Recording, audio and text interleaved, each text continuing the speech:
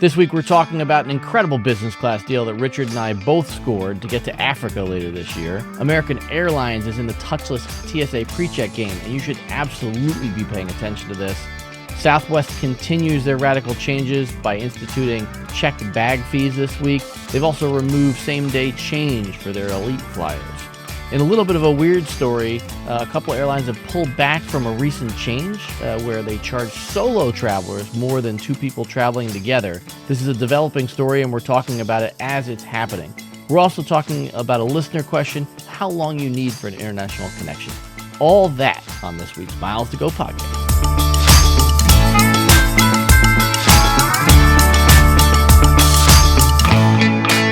Hey guys, welcome back to the Miles to Go podcast. Mr. Kerr and I are sitting at home this week. He is back from camping and survived. I am personally very thankful for that, Mr. Kerr. How are you? Good, man.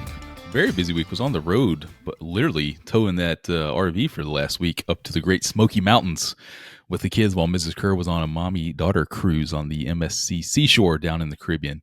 We had a great time, man. I still love being out there. We had a campsite right on the river. We talked about, I think, last week. Awesome time at the Jellystone Golden Valley, which is more of like an outdoor amusement park than a campground based on how much stuff they got going on. Rode their new Alpine coaster. If you want to check out my Instagram and see how fun that was. Alpine coasters. Love them. Dude, so fun. Didn't love the $16 charge per rider, but yes. Yeah. You know what they call that? You know what they call that? They call that a really expensive insurance policy. Yeah, plus based on the let's say unaware teenagers who were staffing the thing, probably pretty sizable insurance policy on that. But yeah, had a great time, man, and we're headed out in that RV again. I got to make a quick stop at a wedding in South Carolina, and then I got to go to New York City, and then we're back in the RV for another week in two different locations. First with the rival dads, and then with Thomas and Mary doing a Georgia State Park Junior Ranger camp. Yeah. We're going to have a great time courtesy of Starlink in that RV. No. Yeah, lots of head shaking on Ed's part at the beginning of the show. As we go live, Mr. Kerr, I texted you a link to a Thrifty Traveler deal that just came out. And with no pre-show discussion at all, I'm curious, as we talked about all these deals last week, how do you feel about 110,000 Sky Miles one way to Korea? South Korea, as it were. North Korea, a little bit less fun to go to. How do you feel about 110,000 miles one way to Seoul as a deal for Sky Miles? I'm going to go ahead and assume that this is not valid from Atlanta, but from a lot of other places. Like I can be 98% sure that's not applicable to where I live. Yeah. That's a lot of Sky Miles, but not as many as it can be. And I guess business class to Asia is running about that. So make sure you check the product you're going to fly on for Delta, which should be their new suites on this route, and then go knock yourself out. Have a great time. But while you say that, I'm gonna just confirm my suspicions that it is not eligible from Atlanta. Yeah, I would just say the reason why this one caught my eye is because it's been really tough to find flights to Japan. And so, I mean, obviously, South Korea, not Japan. Therefore, we're going to what? Okay, yeah. Well, it's like me going to Taipei to go to Japan. But, I mean, to get into that region for, like, I consider Delta Sky Miles the least valuable of the big three currencies. And generally speaking, near the lower end of value amongst the currencies. And now Sean from the Slack community is like, or the points goblin in the Slack community is now waving his fist to the screen. Yeah. But no, I think from my standpoint, if you told me right now I could spend 100,000 miles one way to get to Asia for a trip I needed to take, I'd take that just because there hasn't been a ton of availability to get to Asia lately for reasonable prices. So while this might not be the lowest we've seen, there's just not a ton of inventory to Asia at reasonable prices right now. And cash tickets are just disgusting. So on the other side of the other pond, you know what I woke up to at 6:30 this morning? I cannot. I've been waiting 15 years for this to happen, and it happened this morning. Mrs. Kerr, Emily Kerr, was on point.me looking at award flights for herself to Paris, and I was just for herself. Just for herself. Yeah, she's going to Paris to see. She just had one of the rival dad's wives, and one of the rival moms just moved to Paris a couple months ago. Her and another friend are going to go visit. But I was like, "What are you doing?" And she was like, "Can I use points to go to Paris?" And I was like, "You can." why are you doing this? Where have you? She's like, am I doing this right? And I was like, I don't know. What? I'm so confused right now. What's going on? And so We've secretly replaced your normal decaffeinated wife with a Miles Hungry P2. she was getting frustrated at so many of the things that everybody gets frustrated at, and I just left it as see how not easy it is when I just have to piece these things together, and my little passenger princess just shows up to the airport unaware blissfully of what's going on or what it took to make this happen. She got a little taste of that this morning, and then she enjoyed it so much, I assume, I don't think she was, that she was now looking for flights to Seattle where she wants to go this summer with Alaska Miles. So I walked her through a few different websites, and she just got frustrated and was like, I don't get this. And I was like, this is why I've had a job for the last 10 years, because it's a little difficult.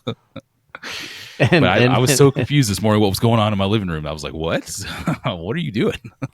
Well, I can tell you right before we do a little housekeeping, I can tell you I will try not to sprain my elbow for patting myself on the back for not making inappropriate comments when you say, for the first time in 15 years, I woke up and this happened. So this is another soft tummy comment. I don't like, all right, a little bit of housekeeping. You can text us or leave us a voicemail, 571-293-6659. Yeah, tweet or text tummy to 4901. Not a real thing. You can find him on social media at Kerpoint on all those social media channels. I'm at Pizza in Motion.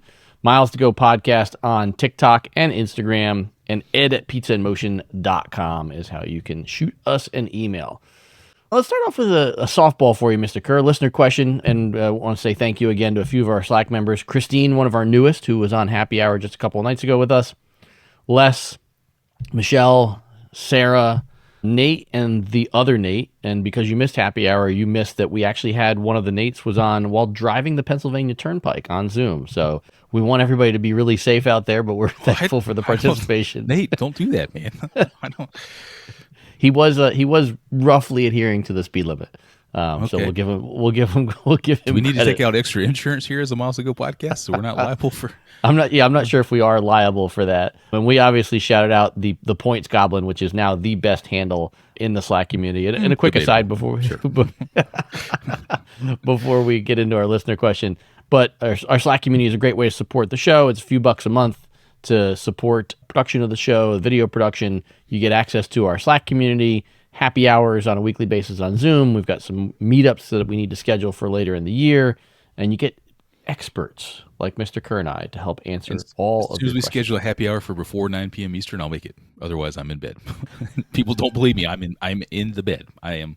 And if the last few I have tuned into, you guys have seen, like, me and Thomas and Mary are already in the bed, as we say. Well, you heard it here first. The happy hour next week will be before the next happy hour. Sorry, the next happy hour will be before 9 p.m. Eastern to see if we can call out Mr. Kerr.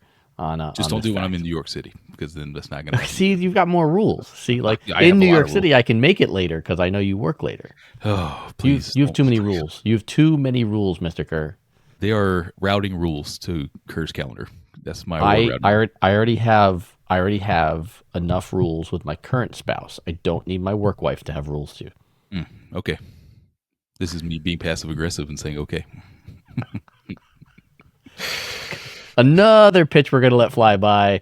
Slack member Ethan asks us, how long do you need in Toronto for an international connection to get through customs? He found a 1 hour, 45-minute connection. I've connected in Toronto a number of times, and I think you have as well. I'll let you tee this one up first, Mr. Kerr. What makes you feel safe with your connections in Toronto? How much time you need? 1 hour 45, you're good. Assuming, again, same ticket.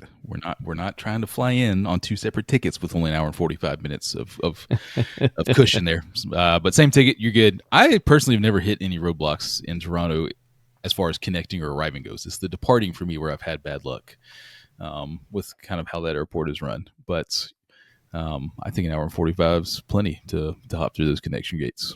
Yeah. In my experience, easy to navigate. Like there was never never any question of where to go. There's big old connecting signs or arriving signs and very clear. So I think you're super straight on a 1 hour 45. Yeah, I do think it's one of the easier international airports to navigate as well. Great signage, easy path, stuff like that. There's also that, and I can't say I've ever really been able to figure out all the different permutations where it's applicable, but you have that transfers pathway that's in between like arriving and and rebooking. And so like you go downstairs to clear customs and then make your connection. But in certain cases, but only in certain cases, you can use that separate connecting gate that's up there on the main level. That's super quick, and it's sort of like, I would liken it to the passport checks in Amsterdam, where you walk up to the connecting counter, they sort of look at your passport, they verify which flight you're on, and like, yep, you can go through this door right here. Yeah, heavily profiling along the way, but yes, you'll be fine. Don't worry about it. Yeah, yes, that's definitely heavily profiling. But if you catch that, you can be through in 30 or 45 minutes. But I haven't been able to make that work enough reliably. That line, is also sometimes not open the same hours as all the regular customs facilities. But you can use an electronic app in the customs clearance area. They have a bunch of machines, the whole bit, and it's pretty quick and straightforward. I would say with an hour and 45 minutes, Ethan, you'll have time to hit a lounge for wherever you're going. I was about to say, and I'm assuming that you're flying Aeroplan if you're connecting in Toronto, perhaps somebody else, but maybe unlikely. But great lounge action up there if you get in some of the top tier Aeroplan Air Canada lounges. I think even Gary Left's favorite lounge is it the Signature Suites is what it is. Signature Suites. Yep. Yeah, one of the best in North America or arguably the world. So have a great time. Enjoy the trip. Don't sweat it. Hope that first flight's on time. Yeah, Signature Suites, if they've now opened this up to slightly higher priced mileage tickets where it used to just be for cash passengers. Great lounge experience, and not your typical lounge, more of like a really high-end restaurant. There's a buffet, but an a la carte menu, and the food is really top quality.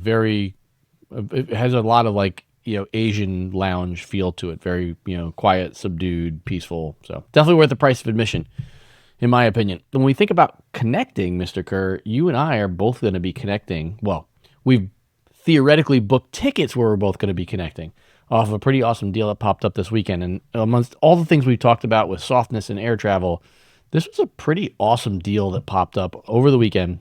You're talking, 70 to 75,000 mile one-way tickets where you had to connect in the Middle East to get to places like Nairobi, Johannesburg, Oman, Amman, you name it. So essentially 70,000 for anything in the Middle East to connect, 75,000 to Africa, and tons of availability from, October all the way through like March of next year. And you and I both managed to snag flights on this. On Etihad business class, courtesy of using American miles. Yeah, really excited about it. Came out. It lasted for a lot longer than I thought it would. Yeah. I thought I'd missed the bus on it. I just didn't saw the headlines and alerts and just didn't have time based on what I was doing that day to check it out. And then, one of the things that I have not done near enough, what I want to do more is explore the African continent and I haven't done a safari yet. I've only been to South Africa. So Mrs. Kerr and I have a Kenyan safari on the books for next March, courtesy of a great benefactor of American Airlines miles who helped us out with the booking. And I also want to point out, what was it, like $26 in taxes and fees? That was it? Yeah. This was Atlanta, Abu Dhabi, Nairobi. Now the flight times are a little bit poopy. We got a pretty long middle of the night layover and then like a 2 or 3 a.m. departure to Nairobi with a 7 a.m. arrival. So that's going to stink a little bit, but we'll find somewhere to get early check-in. I want to call out here, by the time you're listening to this episode, you will be a couple of days past the bill of rent day, man. But there is a Fairmont Masai Mara that you can book with the core points, and it is all-inclusive. Yeah. Drinks, game drives, room, food, and I'm going to book this sucker for free off of bill of rent day by turning my bill points into 4.55 US cents each and knock out what would be probably an unobtainable safari for hopefully next to nothing, man. If you're listening to this, I've sent every built point I have over to the core program because the more I look at it, the more there's just awesome things that you can do for these family trips. And I wish I had more built points to send over there. So really excited about that. I do need to find a flight home, but small details. This is the way I always book travel this way. This is the way it goes. Yeah. This is the way it goes. We got a flight out there. I got a hotel. We'll figure out a way back. I don't really care. We got forever to figure it out. I'll probably book it 2 weeks in advance when something pops. But I thought it was a great redemption. Really excited about this Etihad flight starting, I think, in July here from Atlanta.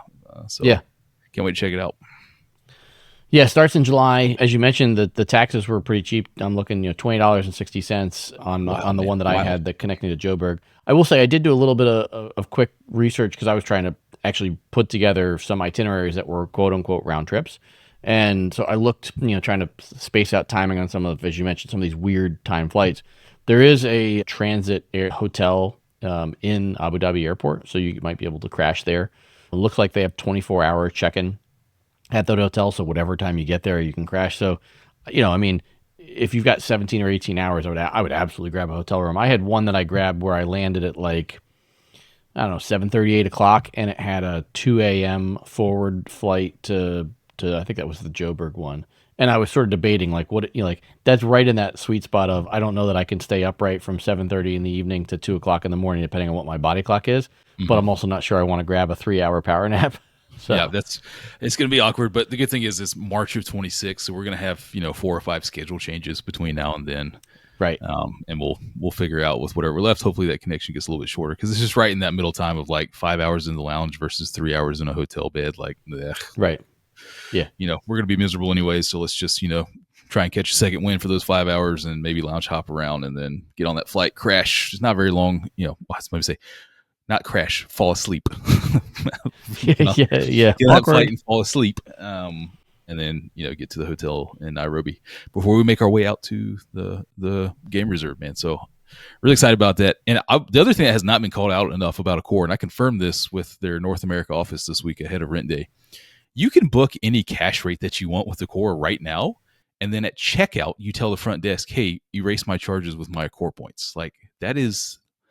Dude, like, you can book this now and spend the next year getting enough points. I don't know how you're going to do that as a North American outside of Bilt or, transfer from some of the other programs who have a worse transfer ratio than we do.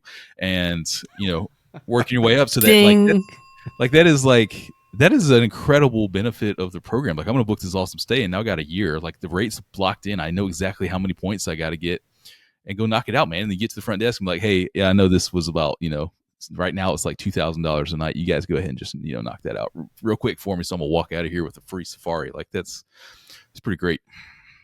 I'm going to throw one flag on your description because I think you got one piece wrong that I want to clarify. It's not all cash rates. I think prepaid rates you can't do this, is what, at least from the research I did. The office might have told you something different. The reports on Flyer Talk are that on prepaid rates, there are a number of reports of properties who were not willing to refund the prepayment portion to burn it down with points. So I would say that, yeah, don't that makes sense to me. Don't prepay it because then you're like, they're not going to that property doesn't have the cash to refund you. So yeah, a reserve, maybe even a deposit rate, but a reserve rate. Yeah. Look at this, man. There's a sweet little one-stop itinerary on British Airways from Nairobi back to Atlanta in business class for 85,000 Alaska miles. So I just go ahead and book this now? Right.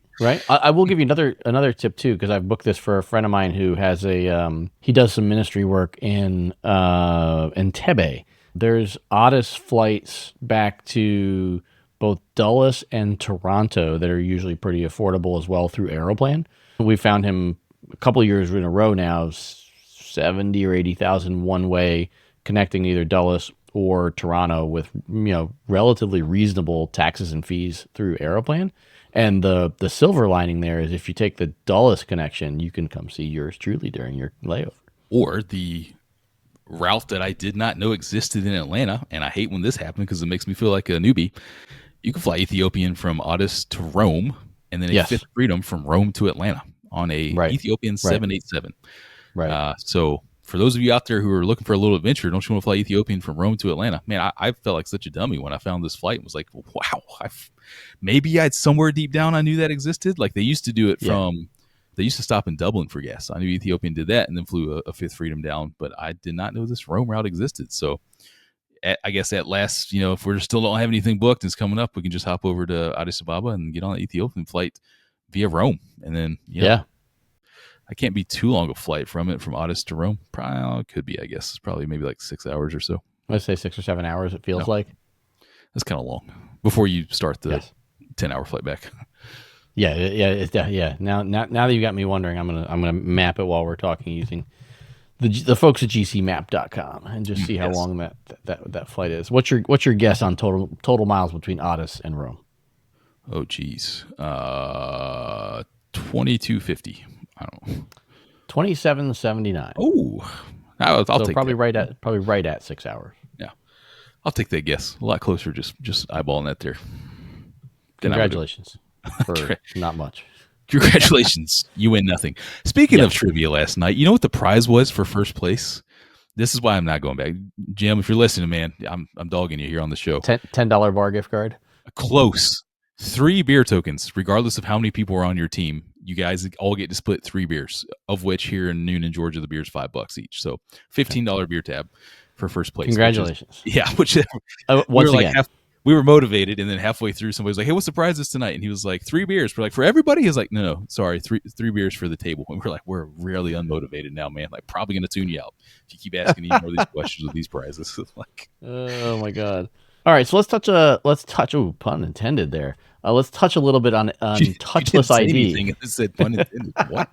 Let's touch on touchless ID. American Airlines has rolled it out across 4 of their hubs, and I had an interesting comment from a TSA officer this week. I was in Vegas, and you're always interacting with TSA offers. I don't ever talk to these people. You apparently talk to them every time you're going through the line. I'm a friendly human, Mr. Kerr. I'm not unfriendly. I just don't have anything to talk to Bill about. Like, Bill checks my driver's license. I am who I am, and I walk by. But you always have stories about talking to these people. Am who you am. That's for sure. Yeah. So the touchless line was closed in Vegas, and the hours have been really inconsistent, which I think you've probably seen in a couple airports as well.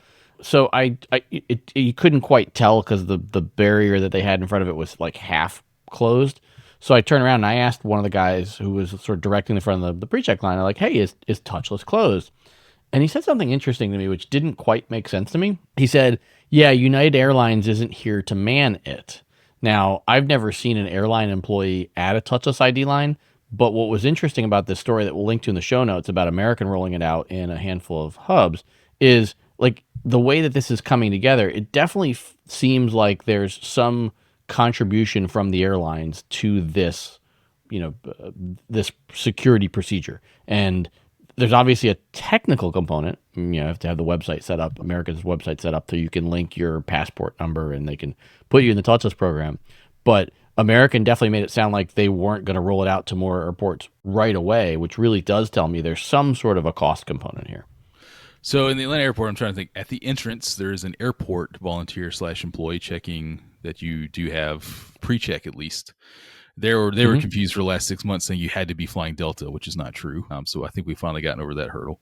But then once you get up to the front of the line, there is a Delta employee telling you when to go up and stand in front of the camera, but still definitely a TSA officer behind the camera, telling you to go through or not. But I'm thinking about it now.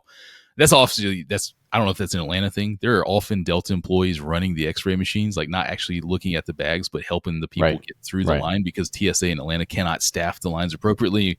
And we've all talked ad nauseum about how terrible the Atlanta airport experience is.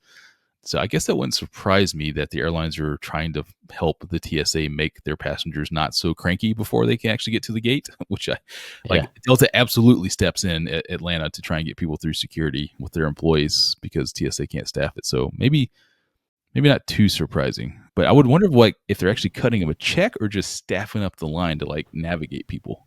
Obviously not clearing them through. That's not an airline. It's always going to be a TSA officer, but I don't know, man. They're not cutting them a check, are they? I don't know. That's what's puzzling to me, and so like I actually want to find a press contact at TSA and ask this question. Yes, I am your best boss. It's funny because I don't have any direct reports, but I'm the world's best boss. No, you're just you're toasting me as your best boss. No, I'm definitely not.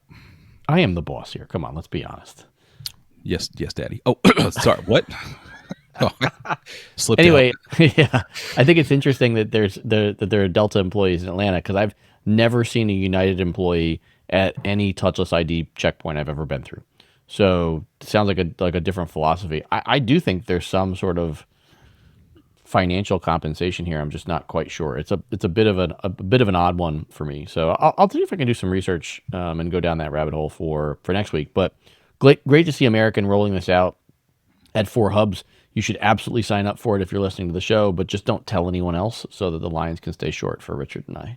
Yeah. It'd be really great. Yeah, it'd be great. Yeah, please don't mess it up, especially LaGuardia Terminal C. Please don't mess that up.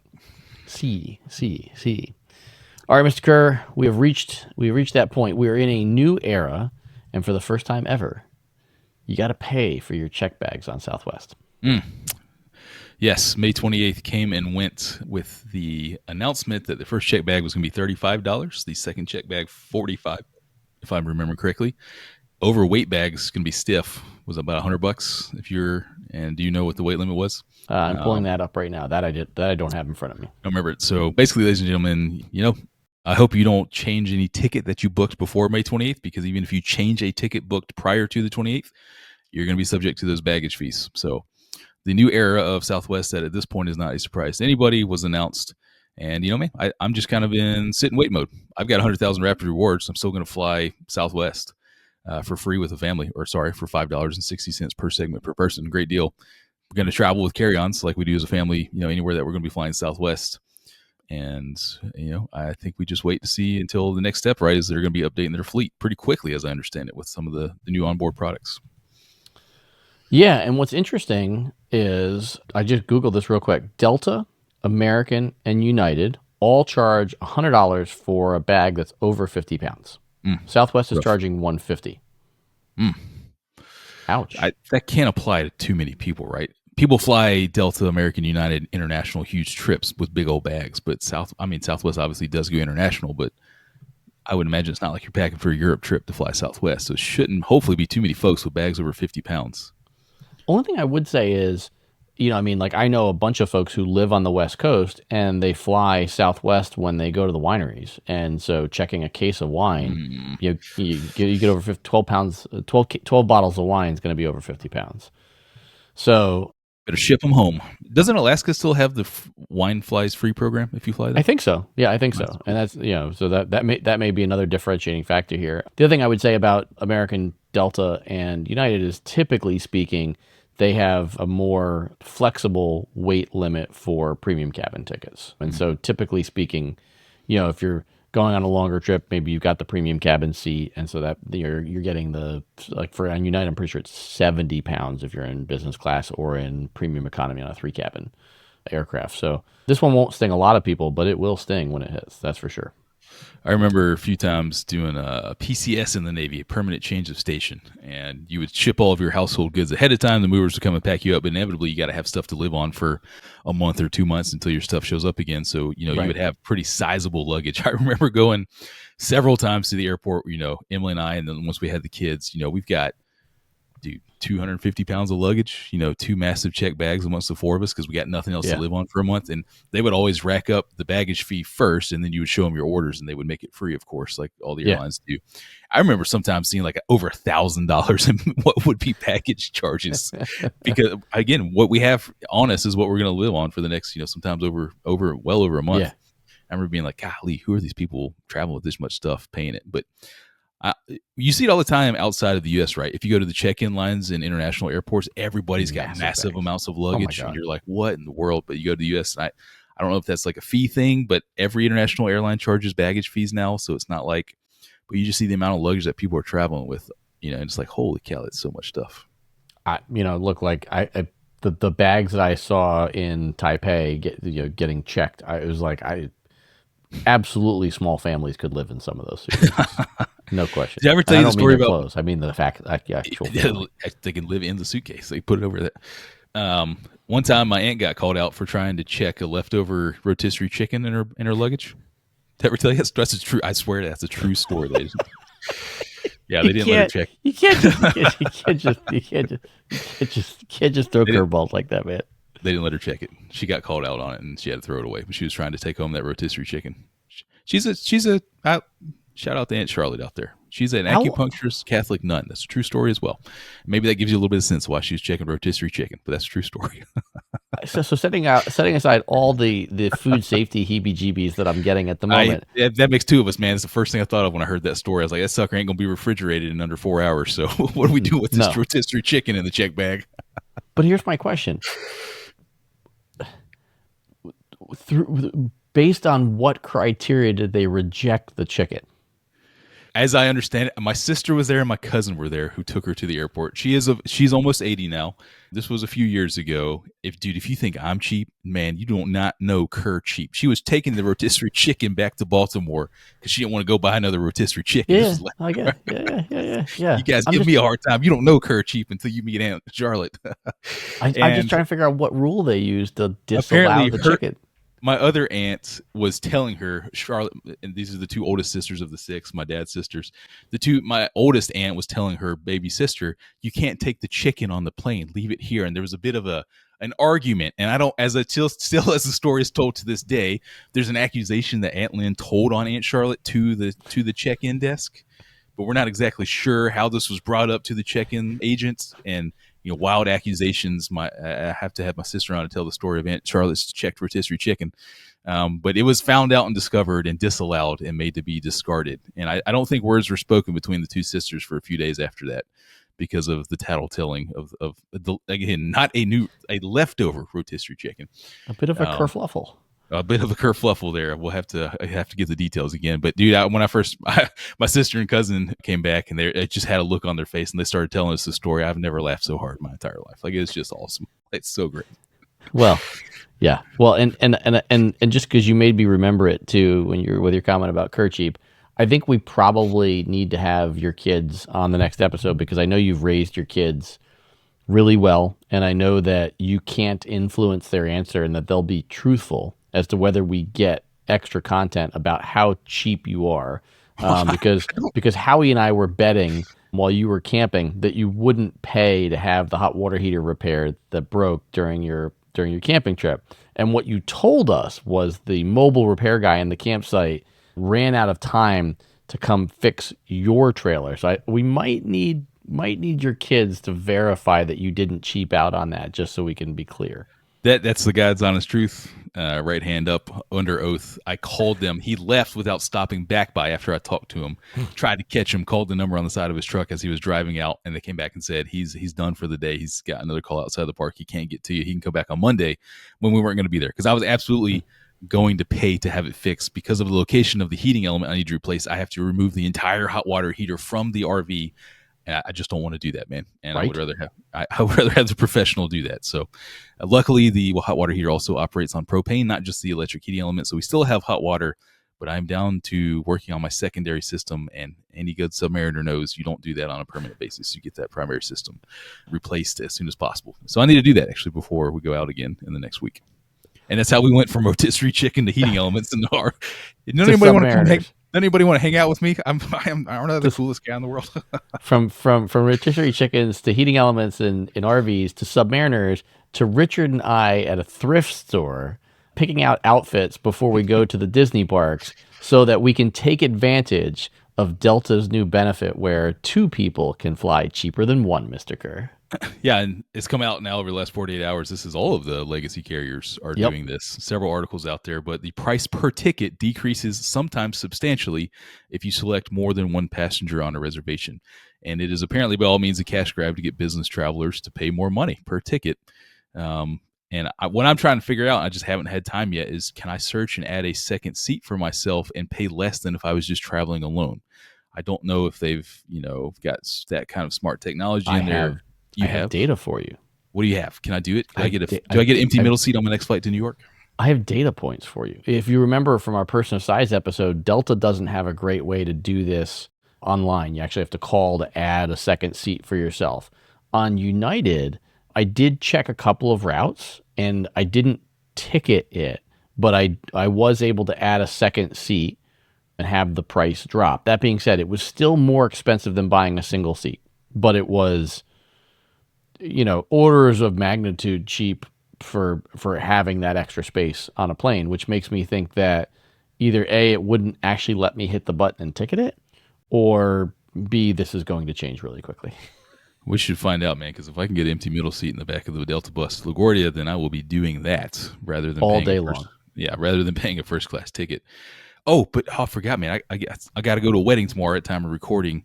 Over in South Carolina, and then I have to get up to New York City, which means I'm flying the American Airlines nonstop from Columbia, airport code CAE, Charlie Alpha Echo, up to LaGuardia, and I'm sitting in 4A because first class was $25 more expensive than economy. Nice. Buying it 8 days from departure. Nice. So pretty excited about that commute up to New York City here in a couple days. Pretty hard to believe that the weekend nonstop from CAE to LaGuardia wasn't sold out in first. I was the only person at first when I bought the ticket. Yeah.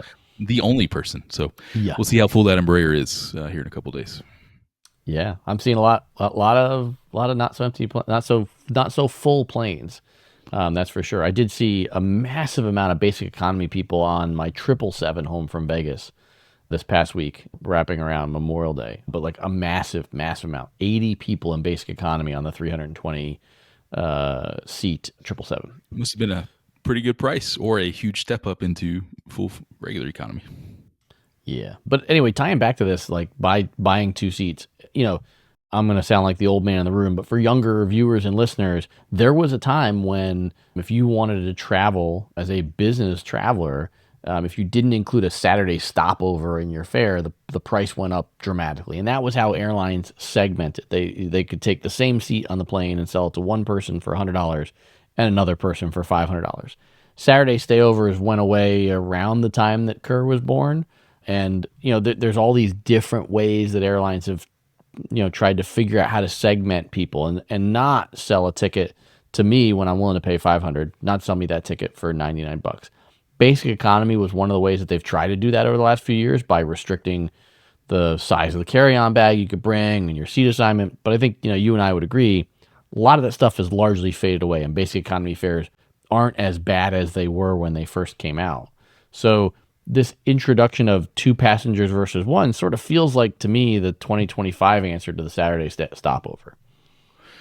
What is what's the exact price drop that you've seen per ticket when you add more than one passenger? I just haven't had time to play around with it yet. Like, are we talking it's $50 cheaper, or is it $200 cheaper, or is it just vary on the route and date? Yeah, I only found one route, and then I found the example that Thrifty Traveler used in their story. So the route that I had, the price drop was not what I would call significant, but the fare wasn't significant either. Off the top of my head, it was like a $275 fare that dropped $60 or $70 because the two seats together were still $200 plus a seat.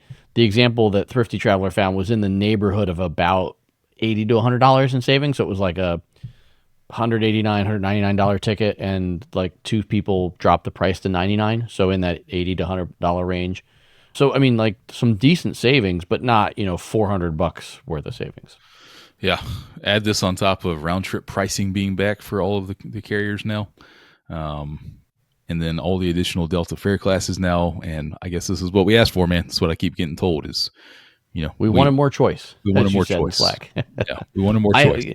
Knock on wood, I have not run into round trip pricing on Vegas flights yet. And that's the route I fly the most. And it would frustrate the heck out of me because you and I have talked about this a lot. I've gotten really comfortable just booking one ways, and it's just so much easier to deal with one-way tickets in terms of, when your plans change. Once you've flown the outbound and you want to change the return, man, I mean, it's just a big bowl of snakes sometimes. So, dude, here's the real life example I'm facing. I've got to fly home on Wednesday, the day this episode comes out. One way from LaGuardia to Atlanta as a one-way ticket is $599. If I put a round trip and a throwaway date 3 weeks out in the future, that same flight is $285, like for both legs. Round trip. 285 each leg, or 285 round trip? $285 round trip. So I can book a throwaway ticket for $285, or I can book one way for $599. But to your point, I've booked one ways for the last 6 years because of exactly what you're saying. So now I'm just going to book a bunch of throwaway tickets because it's literally half price compared to booking a one way. Do you see anything wrong with that? Like, maybe I'll take the flight, maybe I'll change it. I don't, but I mean, I think the airlines could get moody about this after a while for sure. But if I just cancel the flight before, then it's not a no-show. And this is not by any means skip lagging. Like, I'm flying to Atlanta and I'm paying for a ticket to Atlanta. I don't want the return anymore, but I'm not paying you $600 for a one-way flight when I can do round trip for $285 total. Like, you're not skip lagging, but you're not flying the ticket according to the carrier's rules. And I don't know how they would regard cancel that. A ticket, and even if it's like no refund for half the ticket, like, who cares? I just saved $300, or save the company $300. Your logic is fine with me, but airline logic can sometimes differ from Ed and Richard logic. Yeah, this is just wild, man. Like, that's a little bit frustrating. So what all of this means to me is, how much more time do I have to spend researching what should be a simple domestic ticket to get, what is the best product and the best fare for me? Like, I don't know. Yeah, it's a little bit irritating, kind of, in my opinion. I agree, and that is where we're going to land our plane this week, Mr. Kerr, so you can pack and head out for your trip to Colombia, and that first class seat, 4A, your favorite seat in the domestic U.S. fleet. the best, at least, JetBlue Mint unfortunately doesn't serve Atlanta to New York. So until then, it'll be the Embraer 4A. It's a true story. It's a true story. Well, we know where you're heading. I'm not 100% sure what my week looks like. I think most of it is going to be in Vegas. There might be a quick jaunt over to San Francisco for a work thing, but going to be on the road for quite a bit of time this next week before the summer fun starts with Nova Scotia and Europe and all that fun stuff coming later. But still a little bit more work travel there, Mr. Kerr, before we get there. You've been on the road a lot, man. I have been, besides the camping trip, not, and I've thoroughly enjoyed not doing the road warrior life for about a month now.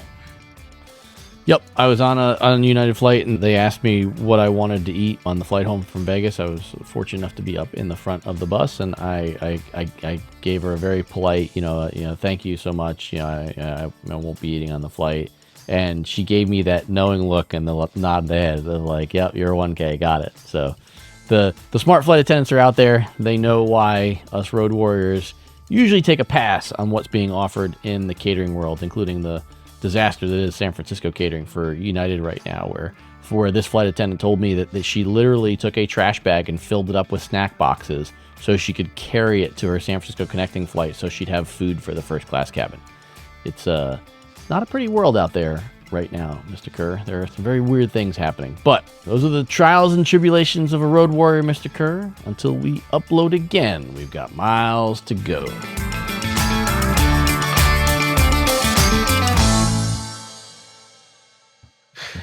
See ya. Bye. Oh, wait.